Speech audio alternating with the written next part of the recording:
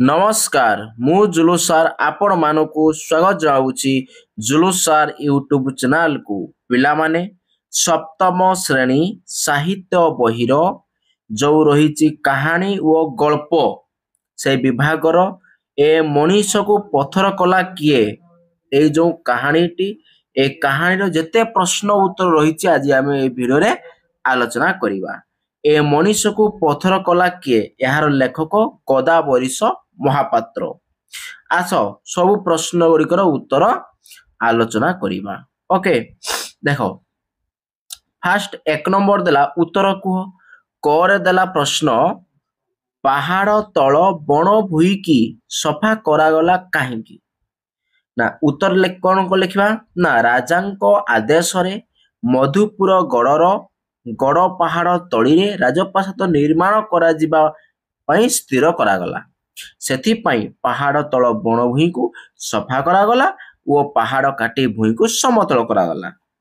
तापर देखिबा ख कौन कहिची ना से पहाड़र ना कौन थिला ना यार उत्तर कौन हम रे ना दिग दिगंत व्यापी जंगल मध्य रहितिबा मधुपुर गड़ पहाड़ को लोके गड़ वो राजप्रासाद निर्माण परे नामकरण करथिले। पहाड़र ना थिला गड़ पर्वत। तापर देखिबा प्रश्न नंबर ग प्रश्न नंबर ग कौन कहिची राजा पहाड़ कलरू केउ शब्द सुनिबाकू पाइले। पहाड़ कलरू राजा पत्थर कटार ठक ठक शब्द सुनिबाकू पाइले ताहा थिला पत्थर गड़वासी भीमदासंकर पत्थर कटार शब्द जहाँकि राजांको निद्रा रे व्याघात सृष्टि करुथिला। तापर देखिबा प्रश्न नंबर घ सेही शब्द किए ओ किपरि सृष्टि करुथिला। पत्थर कटार ठक ठक शब्द पहाड़ कड़क मध्यरु भासी आसुथिला ताहा थिला पर्वतर गड़रे बास करुथुबा भीमदासंकर पत्थर कटार शब्द। गड़ निर्माण हेला परे मध्य भीमदासर पत्थर कटा शब्द बंद होई नथिला से पूर्ववत पत्थर कटा कार्य लिप्त रहुथिला। तापर देखिबा प्रश्न नंबर व कौन कहिची ना सही शब्द बंद करिबा पाई राजा काहींकी आदेश देले ना राजउवास निर्माण हेला परे ताहा मध्यरे विलास व्यसन समस्त व्यवस्था संपूर्ण हेला किंतु भीमदासंकर पत्थर कटार शब्द राजांको निद्रा रे व्याघात सृष्टि कला। सही शब्द केउठारु आसुथिला ताहा राजा जानि नथिले मात्र राजांको सुनिद्रा पाई सही शब्द बंद करिबा जरूरी थिला तेणु ताहा तुरंत बंद करिया पाई राजा आदेश देइथिले। तापर देखिबा प्रश्न नंबर च कौन कहिची ना भीमदासंकु निज उवास को नेई राजा ता पाई कौन कले। राजउवास निर्माण कार्य रे भीमदासर अवदान संपर्क रे जानिला परे ता पाई राजा उवास मध्य एक स्वतंत्र घर व्यवस्था कले। ता पाई नुआ लुगा आनी देले ओ नुआ खट तैयारी करा देले सेठारे तार जेपरि किछि असुविधा न हुए सेति पाई चाकर बाकर मध्य खंजी देले। सेठारे भीमदास राज सम्मान सह रहिबा पाई राजा समस्त व्यवस्था करि देले। तापर देखिबा प्रश्न नंबर 2 कौन कहिची 2 बा 3टी वाक्य रे उत्तर लेख होला क कौन कहला पहाड़ सबु देखिला सबु सहिला मात्र किछि करि परला नाही काहींकी। जेउ दिन टमक बजाई राजघर लोके पहाड़ तलटाकू मापी देई गले सेही दिन ठारू जंगल सफा होई पहाड़ तड़ा हेबा पर्यंत समस्त कार्यधारा को पहाड़ खाली नीरव रे देखिगला। काठुरियार कुठार घातरे गटिक परे गटिक गछ टळी पड़ुथुला ओ जंगलर वन्य जंतु मानकु गोली सर ओ खंडारे हत्या करा जाउथुला परी मानवर सब अत्याचार को ମୁଣ୍ଡ ପାତି ସହି ନେବା ଛଡ଼ା ପାହାଡ଼ର କିଛି ଉପାୟ ନଥିଲା। ପାହାଡ଼ରୁ ବଡ଼ ବଡ଼ ପଥର ଖଣ୍ଡମାନ କଟାଯାଉଥିଲା ମଧ୍ୟ ମୁକ ପାହାଡ଼ କିଂ କର୍ତ୍ତବ୍ୟ ମୂଢ଼ ହୋଇ କୌଣସି ପ୍ରତିବାଦ କରିପାରୁ ନଥିଲା। ତାପରେ ଦେଖିବା ପ୍ରଶ୍ନ ନମ୍ବର ଖ କ'ଣ କହିଛି ନା ଗଡ଼ ନିର୍ମାଣ କାର୍ଯ୍ୟ କିପରି ସମାପ୍ତ ହେଲା? ରାଜା ଦେଶରେ କର୍ମଚାରୀମାନେ ପାହାଡ଼କୁ କାଟି ପାହାଡ଼ ତଳି ଅଞ୍ଚଳରେ ରାଜପ୍ରାସାଦ ନିର୍ମାଣ କାର୍ଯ୍ୟରେ ଲାଗି ପଡ଼ିଲେ। ନଅର ମଧ୍ୟରେ ସୁସୁନ୍ଦର ଉଆସ, ରଙ୍ଗୀନ ଆଲୋକ ପାଇଁ ଦୀପମାଳା ଇତ୍ୟାଦି ଖଞ୍ଜି ପ୍ରାସାଦଟିକୁ ଅପୂର୍ବ ସାଜସଜ୍ଜାରେ ମଣ୍ଡିତ କଲେ। ଗଡ଼ ନିର୍ମାଣ ପରେ ପରେ ତା ମଧ୍ୟରେ ଆହୁରି କେତେ ଘର, ପାଚେରୀ, ଦେବୀ ମନ୍ଦିର ଆଦି ଯଥାସ୍ଥାନରେ ନିର୍ମିତ ହେଲା। ସମସ୍ତ ରାଜକଳ୍ପନାକୁ କର୍ମଚାରୀମାନେ ଯଥାବିଧି କାର୍ଯ୍ୟକାରୀ କରାଇଲେ ଓ ନିର୍ମାଣ କାର୍ଯ୍ୟ ଯଥା ସମୟରେ ସମାପ୍ତ ହେଲା। ତାପରେ ଦେଖିବା ପ୍ରଶ୍ନ ନମ୍ବର ଗ କ'ଣ ଦେଲା? ସେ ରାତିରେ ନିଦରେ ଶୋଉଛି ମାତ୍ର ଯୌବନର ସ୍ୱପ୍ନ ଦେଖୁନାହିଁ। ଏ କଥା କେଉଁ ପ୍ରସଙ୍ଗରେ କୁହାଯାଇଛି? ଏ କଥା ଭୀମଦାସଙ୍କ ପ୍ରସଙ୍ଗରେ କୁହାଯାଇଛି। ଭୀମଦାସ ଅନ୍ୟମାନଙ୍କ ପରି ରକ୍ତ ମାଂସ ଦେହଧାରୀ ମଣିଷ ଥିଲା। ସୁଖ ସ୍ୱାଚ୍ଛନ୍ଦ୍ୟରେ ରହି ଜୀବନକୁ ଉପଭୋଗ କରିବାକୁ କାମନା ମଧ୍ୟ ତା ମନରେ ସୃଷ୍ଟି ହେବା ସ୍ୱାଭାବିକ। ମାତ୍ର ସଭ୍ୟ ସମାଜର ସବୁ ଅତ୍ୟାଚାରକୁ ମଥାପାତି ସହି ନେଇଥିଲା ସେ। ବିଳାସପୂର୍ଣ୍ଣ ପ୍ରାସାଦ ତଥା ସୁରମ୍ୟ ଗଡ଼ ନିର୍ମାଣ କାର୍ଯ୍ୟରେ ନିୟୋଜିତ ହୋଇଥିଲେ ମଧ୍ୟ ରାଜକୀୟ ଶୋଷଣର ଶିକାର ହୋଇ ଜୀବନର ସମସ୍ତ ସୁଖର ସେ ବଞ୍ଚିତ ଥିଲା। 15 ବର୍ଷ ବୟସରୁ ସେ ଦୀର୍ଘ 60 ବର୍ଷ କାଳ ପଥର କାଟି ଚାଲିଲା। ଏହା ମଧ୍ୟରେ ତାର ଯୌବନ ଅତିକ୍ରାନ୍ତ ହୋଇ ବାର୍ଦ୍ଧକ୍ୟ ଆସିଯାଇଛି। ଯନ୍ତ୍ରପାତ କାର୍ଯ୍ୟ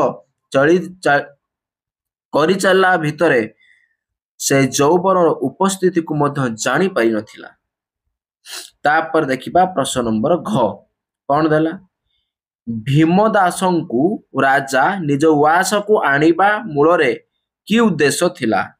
ରାଜାଙ୍କ ନିଦ୍ରାରେ ବ୍ୟାଘାତ ସୃଷ୍ଟି କରୁଥିବା ପଥର କଟାର ଠକ୍ ଠକ୍ ଶବ୍ଦ ବନ୍ଦ କରିବା ପାଇଁ ପାଇକମାନେ ଚାବୁକ ଦେଇ ଭୀମଦାସଙ୍କୁ ବାରଣ କଲେ ମଧ୍ୟ ପଟର କଟା ବନ୍ଦ ହୋଇନଥିଲା। ପଟର ଲେଖା ହେଇଛି, ପଥର କଟା ହବ।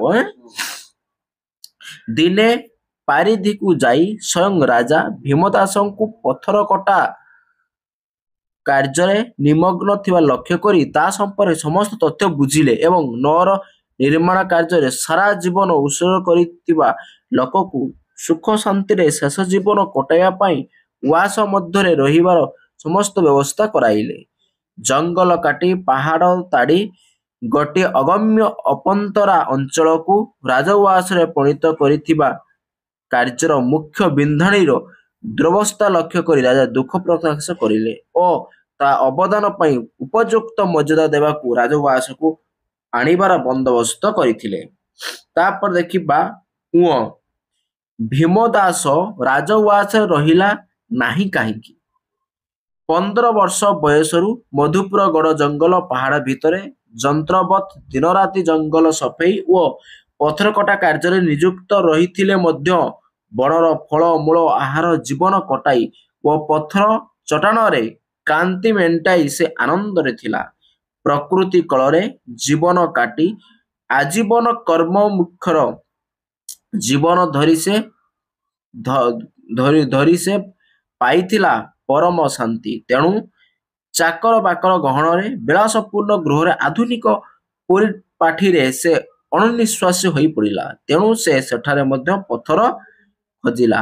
ମାଟି ଗଡ଼ି ପଥର ସହ ଜୀବନ ସାରା କାଟିଥିବା ଭୀମଦାସ ରାଜଉଆସରେ ଶାନ୍ତିରେ ରହିପାରି ନଥିଲା। ପୁଣି ସେଇ ଗଡ଼ ପର୍ବତ ତଳକୁ ଚାଲି ଯାଇଥିଲା। ତାପରେ ଦେଖିବା 3 ନମ୍ବର କ'ଣ କହିଛି? ପ୍ରସଙ୍ଗ ସହ ସରଳାର୍ଥ ଲେଖ। କ ମର୍ତ୍ତ୍ୟର ମରୁଭୂମିରେ ସ୍ୱର୍ଗର ଅମରାବତୀର ଛାୟା ପଡ଼ିଲା। ମର୍ତ୍ତ୍ୟରେ ଛାୟା ପଡ଼ିଲା। ଉଦ୍ଧୃତାଂଶଟି ଗଦାବରୀଶ ମହାପାତ୍ରଙ୍କ ଲିଖିତ ଏ ମଣିଷକୁ ପଥର କଲା କିଏ ଗଳ୍ପରୁ ଉଦ୍ଧୃତ। ମଧୁପୁର ଗଡ଼ର ବିସ୍ତୀର୍ଣ୍ଣ ଜଙ୍ଗଲରେ ରାଜନଅର ତିଆରି ହେବ, ପରିବେଶକୁ କିପରି ସୌନ୍ଦର୍ଯ୍ୟପୂର୍ଣ୍ଣ କରିଦେଇଥିଲା ତାହା ଏଠାରେ ବର୍ଣ୍ଣିତ ହୋଇଛି। ବହୁ ଦୂର ବ୍ୟାପୀ ମଧୁପୁର ଗଡ଼ ପାହାଡ଼ିଆ ତଳି ଅଞ୍ଚଳ, ଘନ ଜଙ୍ଗଲ ଓ ସ୍ୱାପଦ ସଂକୁଳ ଥିଲା। ରାଜାଙ୍କ ଲୋକେ ଗଛ କାଟି ଜଙ୍ଗଲ ସଫା କରି ନଅର ତୋଳା କାମ ଆରମ୍ଭ କଲେ। ପଥର କାରିଗର ଭୀମଦାସ ପାହାଡ଼ରୁ ପଥର କାଟି କାଟି ରାସ୍ତାଘାଟ, ନଅର, ପାଚେରୀ ଇତ୍ୟାଦି ତୋଳିବାରେ ସାହାଯ୍ୟ କଲା। ସୁନ୍ଦର ଉଆସ ଭିତରେ ଦୀପମାଳା ଓ ଆଲୋକସଜ୍ଜା, ରାସ୍ତାଘାଟ ଆଉ ଦେବାଦେବୀ ମନ୍ଦିର କେତେ ଯେ କ'ଣ ନିର୍ମାଣ କରାଗଲା ତାର ହିସାବ ନାହିଁ। ଯେଉଁ ଜଙ୍ଗଲରେ କେବଳ ହିଂସ୍ର ଜନ୍ତୁ ଓ ଜଙ୍ଗଲୀ ମଣିଷ ରହୁଥିଲେ, ଯାହାକି ନୀରବ ନିସ୍ତବ ଥିଲା, ସେଠାରେ ସୌନ୍ଦର୍ଯ୍ୟପୂର୍ଣ୍ଣ ଜନପଦ ସୃଷ୍ଟି ହୋଇଥିଲା।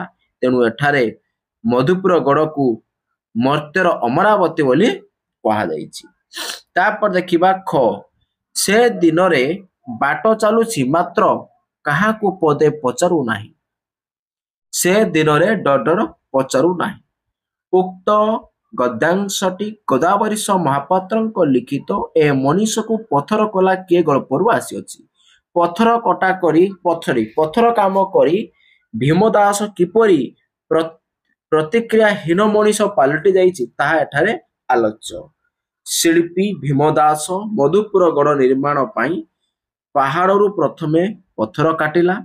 ଦିନ ଦିନ, ମାସ ମାସ, ବର୍ଷ ବର୍ଷ ଧରି 60 ବର୍ଷ କାଳ ଭୀମଦାସ ଖରା, ବର୍ଷ, ଶୀତ, କାକର ଖାଇ ପଥର କାଟି ରାଜଉଆସ, ବିହାର, ଉଦ୍ୟାନ, ମନ୍ଦିର, ରାସ୍ତାଘାଟ ସବୁ କିଛି କରିଥିଲା। ତାର କୈଶୋରର ଚପଳତା, ଯୌବନରେ ଜ୍ୟୋତି ଓ କୋମଳ କଥା, ଚିକଣ ଶରୀର ଏବେ ବାର୍ଦ୍ଧକ୍ୟ ପହଞ୍ଚିଛି। ପଥର କାଟି କାଟି ସତେ ଯେପରି ସେ ନିଜେ ଗୋଟେ ପଥର ପାଲଟି ଯାଇଛି। ସେ ବାଟ ଚାଲୁଛି କିନ୍ତୁ ରାସ୍ତା ପଚାରୁନାହିଁ, ଚାହୁଁଛି କିନ୍ତୁ ଦେଖୁନାହିଁ, କାମ କରୁଛି କିନ୍ତୁ କିଛି ଜାଣି ପାରୁନାହିଁ। ସେ ନିର୍ବାକ, ନିଶ୍ଚଳ ଓ ପ୍ରତିକ୍ରିୟାଶୀଳ ହୋଇ କେବଳ କାମ କରିଚାଲିଛି। ତାପରେ ଦେଖିବା ଗ। ରାଜା ମନକୁ ମନ ଅତର୍କିତ ପ୍ରଶ୍ନ କଲେ, ଏ ମଣିଷକୁ ପଥର କଲା କିଏ? ଏହି ଯେଉଁ ବାକ୍ୟକୁ ଆମେ ନିଜ ଭାଷାରେ ବୁଝେଇ ଲେଖିବା। ରାଜା ମନକୁ ଡଡ କଲା କିଏ? ଉକ୍ତ ଗଦ୍ୟାଂଶଟି ଗଦାବରୀଶ ମହାପାତ୍ରଙ୍କ ଲିଖିତ ଏ ମଣିଷକୁ ପଥର କଲା କିଏ ଗଳ୍ପରୁ ଉଦ୍ଧୃତ। ପଥର ପରି ମଣିଷଟିଏ ଭୀମଦାସଙ୍କୁ ଦେଖି ରାଜା ବିସ୍ମିତ ହୋଇଥିବା ଏ କଥା ଏଠାରେ ଗଳ୍ପରେ ପ୍ରକାଶ ହୋଇକରିଛନ୍ତି। ପଥର କୋଠା ଠକ୍ ଠକ୍ ଶବ୍ଦ ବାରି ରାଜା ଭୀମଦାସଙ୍କ ପାଖରେ ପହଞ୍ଚିଲେ, କିନ୍ତୁ ଭୀମଦାସ କିଛି କହିପାରିଲାନି କିମ୍ବା ରାଜାଙ୍କୁ ଚିହ୍ନି ପାରିଲାନି। ରାଜା ତାକୁ ରାଜଉଆସକୁ ଡକାଇ ନେଇ ସମ୍ମାନ ସହକାରେ ବିଶ୍ରାମ ନେବା ପାଇଁ କହିଲେ, କିନ୍ତୁ ବିଳାସପୂର୍ଣ୍ଣ ଉଆସ ଭିତରେ ସେ ପଥର ଖୋଜିଲା। ତା ପରଦିନ ସେ ଉଆସରେ ନଥିଲା। ରାଜା ତାକୁ ଖୋଜି ଖୋଜି ପଥର କାଟୁଥିବାର ଦେଖିଲେ। ରାଜାଙ୍କୁ ଦେଖି ମଧ୍ୟ ତାର ମନରେ କିଛି ଭାବାନ୍ତର ଆସି ନଥିଲା। ତେଣୁ ସେ ଏ ମଣିଷକୁ କିଏ ପଥର କରିଦେଲା ବୋଲି ରାଜା ଦୁଃଖରେ ନିଜକୁ ନିଜେ ପ୍ରଶ୍ନ ପଚାରିଲେ ଏବଂ ନିଜେ ମଧ୍ୟ ଉତ୍ତର ଦେଇଥିଲେ ଯେ ରାଜା ହିଁ ତାଙ୍କ ପଥର କରିଦେଇଛନ୍ତି। ଅତୀତରେ ରାଜାଙ୍କର ନିଷ୍ଠୁର ସ୍ୱଭାବ ଓ ଅବହେଳା ଯୋଗୁଁ ଏ ମଣିଷର ଆଶା ଓ ଭାବନା ସବୁ ମରିଯାଇଛି। ସେଥିପାଇଁ ରାଜା ଶବ୍ଦଟା ଶୁଣିବା ମାତ୍ରକେ ଭୀମଦାସ ରାଜାଙ୍କୁ କୁଣ୍ଢାଇ ଧରି ଚିତ୍କାର କରି ଉଠିଲା। ତାପରେ ଦେଖିବା 4 ନମ୍ବର କଣ କହିଛି। କ ସ୍ତମ୍ଭର ଶବ୍ଦ ସହ ଖ ସ୍ତମ୍ଭରେ ଥିବା ଶବ୍ଦକୁ ଯୋଡ଼ି ବାକ୍ୟ ଗଠନ କରିବା। ଆଚ୍ଛା ଦେଖ, କଣ ଫାଷ୍ଟ ଅବ୍ୟକ୍ତ ଦେବତା, ଗୋପନୀୟ ବିଷୟ, ଭୀତସ୍ରୋତ ଜନତା ହେଲା। ତାପରେ ଜ୍ଞାନଲିପ୍ସୁ ଛାତ୍ର, ରମଣୀୟ ଦୃଶ୍ୟ, ନିରଳସ ଜୀବନ। ଓକେ, ଆକୁ ଆମେ ବାକ୍ୟ ଗଠନ କରିବା। ଫାଷ୍ଟ ଦେଖ କଣ, ଦେବତାଙ୍କ ଅବ୍ୟକ୍ତ ଅବଦାନ ବିଶ୍ୱ ସୃଷ୍ଟିରେ ମାନବକୁ ବଞ୍ଚିବାରେ ସହାୟକ ଦେଇଛି। ଫାଷ୍ଟ ଗଲା ମାନେ ଏଇ ଅବ୍ୟକ୍ତ ଲଗେଇ କରାଗଲା। ତାପରେ ଗୋପନୀୟ ବିଷୟ ଜାଣିବାକୁ ସମସ୍ତେ ଆଗ୍ରହୀ ହୋଇଥାନ୍ତି। ଭୀତସ୍ତ୍ରତ ଏହା ଗୋପନୀୟ। ତାପରେ ଭୀତସ୍ତ୍ରତ ଜନତାଙ୍କ ମନରେ ସାନ୍ତ୍ୱନା ଦେବା ପାଇଁ ସରକାର ଗଣମାଧ୍ୟମରେ ସାହାଯ୍ୟ ନେଲେ। ଜ୍ଞାନଲିପ୍ସୁ ଛାତ୍ର ଜୀବନରେ ବହୁ ଉନ୍ନତି କରେ। ପ୍ରକୃତିରେ ରମଣୀୟ ଦୃଶ୍ୟ ମନର ଶାନ୍ତି ଆଣିଦିଏ। ତାପରେ ନିରଳସ ଜୀବନ ଓ ଈଶ୍ୱରୀୟ ଭାବନା ମଣିଷକୁ ମହତ କରେ। ତାପରେ ଦେଖିବା 5 ନମ୍ବର କଣ କହିଛି, ନିମ୍ନରେ ଦିଆଯାଇଥିବା ଶବ୍ଦ ଗୁଡ଼ିକର 2ଟି ଲେଖାଏଁ ପ୍ରତିଶବ୍ଦ ଲେଖ। ପାହାଡ଼, ଫୁଲ, ପକ୍ଷୀ, ଦିନ, ଗଛ, ମଣିଷ, ଏଗାକୁ ନେଇକି ଆମେ ତାର 2ଟି ଲେଖାଏଁ ପ୍ରତିଶବ୍ଦ ଲେଖିବା। ପାହାଡ଼, ପାହାଡ଼ର ପ୍ରତିଶବ୍ଦ କଣ ହବ, ଶୈଳଗିରି। ତାପରେ ଫୁଲର ପ୍ରତିଶବ୍ଦ କଣ ହବ, ପୁଷ୍ପ ସୁମନ। ପକ୍ଷୀର ପ୍ରତିଶବ୍ଦ ହବ ବିହଙ୍ଗ ଆଉ ବିହଗ। ଦିନର ପ୍ରତିଶବ୍ଦ ହବ ଦିବସ ଆଉ ଅର୍ଣ୍ଣ। ଗଛର ପ୍ରତିଶବ୍ଦ ହବ ବୃକ୍ଷ ପାଦପ। ମଣିଷର ପ୍ରତିଶବ୍ଦ ହବ ନର ମନୁଷ୍ୟ। ତାପରେ ଦେଖିବା 6 ନମ୍ବର କଣ କହିଲା, ନିମ୍ନଲିଖିତ ଶବ୍ଦ ଗୁଡ଼ିକୁ ବ୍ୟବହାର କରି ବାକ୍ୟ ଗଠନ କର। ଆଚ୍ଛା, ପ୍ରଚଣ୍ଡ ଲଗେଇ ବାକ୍ୟ ଗଠନ କରାଯିବ। ପ୍ରଚଣ୍ଡ ଲଗେଇ ବାକ୍ୟ ଗଠନ କଲେ କଣ ହବ, ପ୍ରଚଣ୍ଡ ଗ୍ରୀଷ୍ମରେ ନଦୀ ନାଳ ଶୁଷ୍କ ହୋଇଯାଏ। ତାପରେ ଭୀତସ୍ତ୍ରତ ସୁନାମିର ଭୟାବହତା ଲୋକଙ୍କୁ ଭୀତସ୍ତ୍ରତ କଲା। ତାପରେ ଦେଖିବା ଦୁର୍ଭେଦ୍ୟ ଅରଣ୍ୟ ହିଁ ହିଂସ୍ର ଜନ୍ତୁଙ୍କୁ ଦୁର୍ଭେଦ୍ୟ ଅରଣ୍ୟ ହିଁ ହିଂସ୍ର ଜନ୍ତୁଙ୍କ ଆବାସସ୍ଥଳୀ। ତାପରେ ବିସ୍ତୀର୍ଣ୍ଣ, ଭାରତ ବର୍ଷର 3 ପାର୍ଶ୍ୱ ବିସ୍ତୀର୍ଣ୍ଣ ସାଗର ଦ୍ୱାରା ପରିବେଷ୍ଟିତ। ତାପରେ ଅତ୍ୟାଚାର, ଇଂରେଜ ଶାସକଙ୍କ ଅତ୍ୟାଚାରରେ ଅତିଷ୍ଠ ହୋଇ ଭାରତୀୟ ମାନେ ବିଦ୍ରୋହ ଆରମ୍ଭ କରିଦେଇଥିଲେ। ତାପରେ ସୀମା, ଜମିର ସୀମା ଚିହ୍ନଟ କରିବାକୁ ଅମିନ ଆସିଥିଲେ। ତାପରେ ଦେଖିବା ପହୁଡ଼, ଜଗନ୍ନାଥଙ୍କ ପହୁଡ଼ ଦେବା ପୂର୍ବରୁ ଆମେ ଦର୍ଶନ କରିବା ସୁଯୋଗ ପାଇଲୁ। ନିରଳସ, ଗୋପବନ୍ଧୁ ନିରଳସ ଜୀବନ ଶୈଳୀରେ ବିଶ୍ୱାସ କରୁଥିଲେ। ତାପରେ ଦେଖିବା 7 ନମ୍ବର। 7 ନମ୍ବର କହିଛି ପ୍ରାୟ 150ଟି ଶବ୍ଦ ମଧ୍ୟରେ ଉତ୍ତର ଲେଖିବା। ତାପରେ ଏଟା ଲଙ୍ଗ କ୍ୱେଶ୍ଚେନ। କଣ ଦେଲା, ମଧୁପୁରଗଡ଼ ପାହାଡ଼ ସହିତ ଭୀମ ଦାସଙ୍କର କି ସମ୍ପର୍କ ଥିଲା? ଆଚ୍ଛା, ଏହାର ଉତ୍ତର କଣ ହବ ନା, ଭୀମ ଦାସଙ୍କୁ ବାଦ ଦେଇ ମଧୁପୁରଗଡ଼ର ଇତିହାସ ରଚନା କରିପାରିବା ନାହିଁ। ଗଡ଼ ନିର୍ମାଣର ପ୍ରତିଟି ଧୂଳିକଣା ଭୀମର ହାତ ସ୍ପର୍ଶ ପାଇଛି। ଏକଦା ମଧୁପୁରଗଡ଼ ପାହାଡ଼ ତଳି ଅଞ୍ଚଳ ଥିଲା ଦୁର୍ଗମ୍ୟ ଅରଣ୍ୟ, ହିଂସ୍ର ଜନ୍ତୁଙ୍କ ଆସବାସ୍ଥଳୀ। ସେହି ଅଞ୍ଚଳକୁ ପରିଷ୍କାର କରି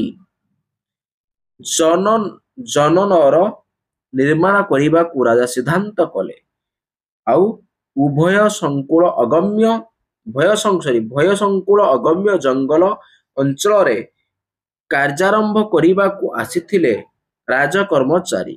ମାତ୍ର ସେହି ଅଞ୍ଚଳ ବିଷୟରେ ଅଜ୍ଞ ଥିବାରୁ ସେମାନଙ୍କୁ ଭୀମଦାସର ସହାୟତା ନେବାକୁ ପଡ଼ିଥିଲା। ଟମକ କାଠି ଠାରୁ ଆରମ୍ଭ କରି ଜଙ୍ଗଲର ଗଛକଟା ପର୍ଯ୍ୟନ୍ତ ସମସ୍ତ କାର୍ଯ୍ୟରେ ଭୀମଦାସ ହିଁ ସେମାନଙ୍କର ମାର୍ଗଦର୍ଶକ ସାଜିଥିଲା। ଜଙ୍ଗଲ ସଫା ହେଲା ପରେ ପାହାଡ଼ ତଟା କାର୍ଯ୍ୟ ଓ ପଥର କଟା କାର୍ଯ୍ୟ ମୁଖିଆ ସେହି ଥିଲା। ପଥରରୁ ପଥର ଫଟାଇ ସୁନ୍ଦର ରାଜନଅର ନିର୍ମାଣ ହେଲା। ଜଙ୍ଗଲ କାଟି ପାହାଡ଼ ଭାଙ୍ଗି କେବଳ ଗଡ଼ ନିର୍ମାଣ ପରେ କାର୍ଯ୍ୟର ସମାପ୍ତି ଘଟି ନଥିଲା। ପରେ ପରେ କଣ ଗଢ଼ି ଉଠିଥିଲା କେତେ ଘର, ପାଚେରୀ, ଦେବାଦେବୀ ମନ୍ଦିର ଇତ୍ୟାଦି। ଏହା ଭଙ୍ଗା ଗଢ଼ା ଭିତରେ କେତେ କାରିଗର ଶିଳ୍ପୀ କାଳ ଗର୍ଭରେ ମରି ହଜିଗଲେ। ମାତ୍ର ଭୀମଦାସ ପଥର କଟା କାର୍ଯ୍ୟର ସମାପ୍ତି ନଥିଲା। ମଧୁପୁର ଗଡ଼ ପର୍ବତର ଅନ୍ଧାରିଆ ଗହ୍ୱର ମଧ୍ୟରେ ମାନବର ପ୍ରଥମ ସ୍ୱର ଭୀମଦାସ ହିଁ ଶୁଣିଥିଲା। ବଣ ପାହାଡ଼ ତରୁଲତା ସହ ନିବିଡ଼ ଭାବରେ ପରିଚିତ ଭୀମଦାସ ନିଜ ହତିଆର ଧରି ପଥର କାଟି ଚାଲିଥିଲା। ଦିନ ଦିନ, ମାସ ମାସ ଓ ବର୍ଷ ବର୍ଷ ଧରି। ଦୀର୍ଘ 60 ବର୍ଷ କାଳ ଖରା, ଶୀତ, ବର୍ଷା, କାକର ସହି ସେ ଗଡ଼ ପର୍ବତ ତଳି ଅଞ୍ଚଳକୁ ରମଣୀୟ ଉଆସରେ ପରିଣତ କରିଥିଲା। ଅକର୍ମଶିଳାକୁ ଅଭିନବ ବେଶରେ ସଜାଇ ସୁଦୃଶ୍ୟ ରାଜନଅର ନିର୍ମାଣରେ ସେ ମୁଖ୍ୟ ଭୂମିକା ଗ୍ରହଣ କରିଥିଲା। 15 ବର୍ଷ ବୟସରୁ ପଥରକଟା କାର୍ଯ୍ୟରେ ନିଯୁକ୍ତ ହୋଇ ଜୀବନର ସବୁ ସୁଖ ସ୍ୱାଚ୍ଛନ୍ଦ୍ୟକୁ ସେ ଜଳାଞ୍ଜଳି ଦେଇଥିଲା। ମଧୁପୁରଗଡ଼, ରାଜପୁରୀ, ଦେବୀ ମନ୍ଦିର, ନଅର, ଉଆସ, ବିହାର, ଉଦ୍ୟାନ କୌଣସିଠାରେ ଏପରି ଖଣ୍ଡିଏ ହେଲେ ପଥର ନାହିଁ ଯେଉଁଥିରେ କି ଭୀମଦାସର ହାତ ବାଜି ନାହିଁ। ତାପରେ ଖ ଗଡ଼ ତିଆରି ପରେ ଭୀମ ଦାସ କଣ କଲା? ମଧୁପୁର ଗଡ଼ ମଧୁପୁର ନିର୍ମାଣ କାର୍ଯ୍ୟରେ ଭୀମଦାସ ମୁଖ୍ୟ ଭୂମିକା ଗ୍ରହଣ କରିଥିଲା। ଜଙ୍ଗଲ ସଫା ହେବାଠାରୁ ଆରମ୍ଭ କରି ପାହାଡ଼ ତଟା ହେବା, ପଥର କାଟି ପ୍ରାସାଦ ନିର୍ମାଣ କରିବା ଆଦି ପ୍ରତ୍ୟେକଟି କାର୍ଯ୍ୟ ପଛରେ ଥିଲା ଭୀମ ଦାସଙ୍କର ହାତ। ଗଡ଼ ନିର୍ମାଣ କାର୍ଯ୍ୟ ଶେଷ ହେବା ପରେ ମଧ୍ୟ ଭୀମଦାସର ପଥରକଟା କାର୍ଯ୍ୟ ସମାପ୍ତି ହୋଇନଥିଲା। ରାଜ ଉଆସ ପରେ ଗଡ଼ ଭିତରେ ବହୁ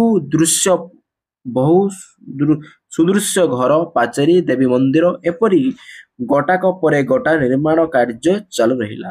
ଭୀମଦାସ ପଥର କାଟି ଜଗାଇ ଚାଲିଥିଲା। ସେହି ସବୁ ନିର୍ମାଣ କାର୍ଯ୍ୟ ନିମନ୍ତେ ଦିନ ଦିନ, ମାସ ମାସ, ବର୍ଷ ବର୍ଷ ଧରି ଭୀମଦାସ ଖରା, ବର୍ଷା, ଶୀତ, କାକରକୁ ଖାତିର ନ କରି ଗଡ଼ ପର୍ବତ ତଳେ ପଥର କାଟି ଚାଲିଥିଲା।